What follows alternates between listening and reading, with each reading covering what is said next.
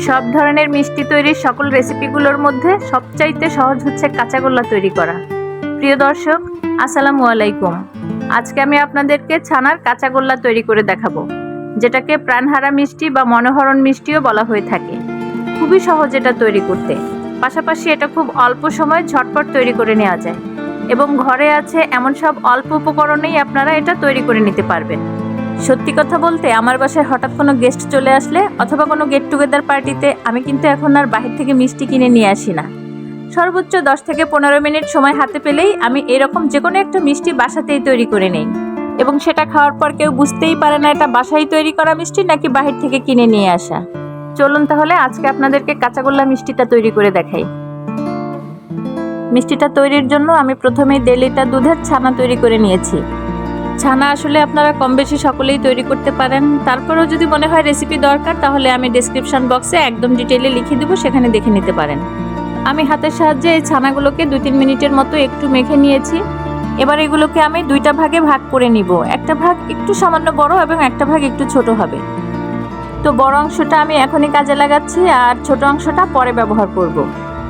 এজন্য আমি প্রথমে চুলায় একটি প্যান বসিয়েছি আর তার মধ্যে আমি দিয়ে নিয়েছি 1 কাপ পরিমাণ তরল দুধ। এখানে আমি গরুর দুধ ব্যবহার করেছি।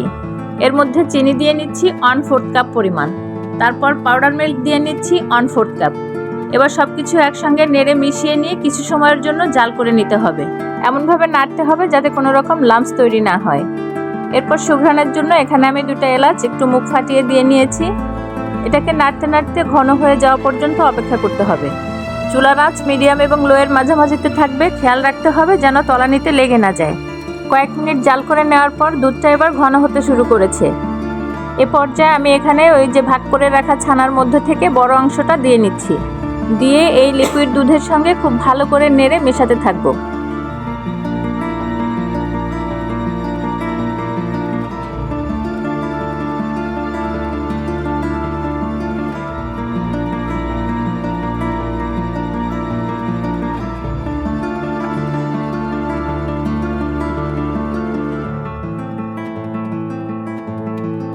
এভাবে অল্প কিছু সময়ের জন্য জাল করে নিতে নিতেই দেখা যাবে যে ছানাগুলোর মধ্যে থেকে একদম পানি শুকিয়ে গিয়েছে এবং এটা অনেকাংশেই টাইট হয়ে গিয়েছে। এবারের যে স্টেপ সেটা ফলো করলেই এই মিষ্টিটা একদমই দোকানের মিষ্টির মতোই পারফেক্ট হবে। তো আমি যে ছোট অংশের ছানাটা ভাগ করে রেখেছিলাম সেটা এখন এর সঙ্গে মিশিয়ে নিব।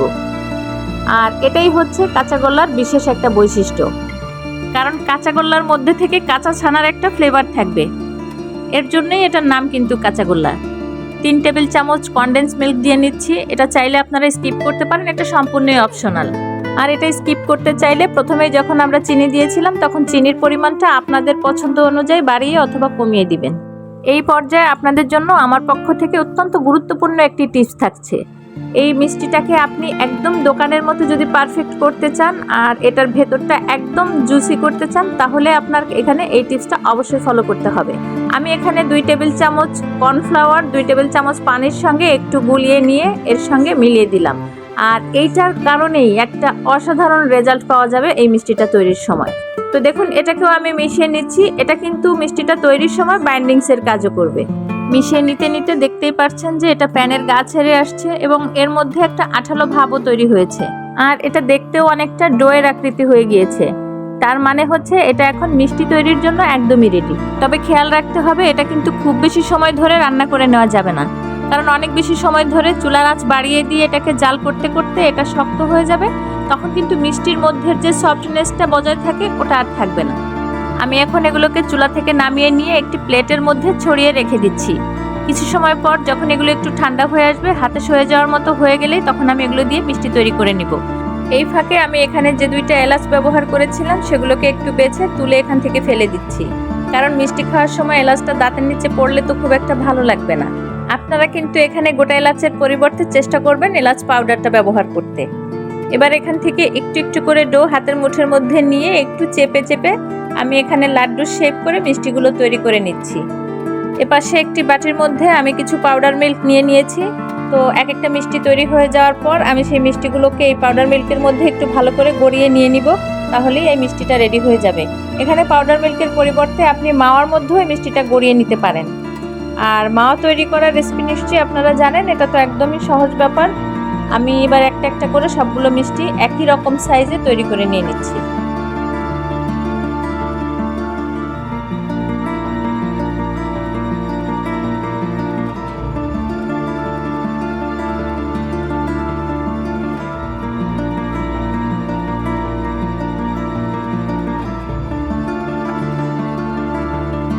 দেখুন না কত সুন্দর লাগছে দেখতে মিষ্টিগুলোকে, এতটাই লোভনীয় হয় এটা, আমি একদমই গ্যারান্টি সহকারে বলছি।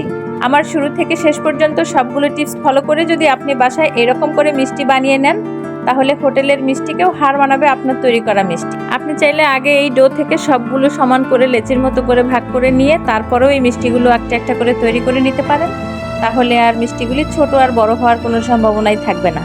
তো এই তো দেখুন আমার সবগুলো মিষ্টি তৈরি করে নেওয়া হয়ে গিয়েছে। বোঝার কোনো উপায় আছে যে এটা বাসায় তৈরি করা মিষ্টি? এখন আমি আপনাদেরকে একটি মিষ্টি কেটে দেখিয়ে দিচ্ছি। দেখে নিশ্চয়ই বুঝতেই পারছেন যে এটার ভেতরটা কতটা সফট আর জুসি হয়েছে। আমার হাতের তৈরি করা এই মিষ্টিটা একবার যাকে বানিয়ে খাইয়েছি, পরবর্তীতে সে আবারও এই মিষ্টিটা খাওয়ার জন্য আমাকে রিকোয়েস্ট করেছে এবং এটার রেসিপি জানতে চেয়েছে, কারণ এটার টেস্ট আসলেই অতুলনীয় হয়। একদম মুখে লেগে থাকার মতো একটা আইটেম কিন্তু এটা। আর আপনাদের কাছে কেমন লেগেছে সেটাও অবশ্যই কমেন্ট বক্সে কমেন্ট করে জানাবেন। যদি আপনি আমার চ্যানেলে নতুন হয়ে থাকেন তাহলে প্লিজ আমার চ্যানেলটি সাবস্ক্রাইব করে পাশে থাকবেন এবং পরবর্তীতে নতুন কোনো ভিডিওর নোটিফিকেশন পাওয়ার জন্য অবশ্যই পাশে থাকা বেল বাটনটি প্রেস করে রাখবেন। যদি আপনি ফেসবুক পেজ থেকে এই ভিডিওটি দেখে থাকেন তাহলে অবশ্যই আমার পেজে একটি ফলো দিয়ে এবং লাইক করে আমার পেজের সঙ্গে থাকবেন। আর যদি আপনারা অলরেডি এই কাজটি করে থেকে থাকেন তাহলে আপনাদেরকে আন্তরিক ধন্যবাদ। আজকের মতো বিদায় নিচ্ছি, পরবর্তীতে আবারও হাজির হয়ে যাব নতুন কোনো রেসিপি নিয়ে। ততক্ষণ পর্যন্ত আপনারা সবাই অনেক অনেক ভালো থাকবেন। আল্লাহ হাফেজ।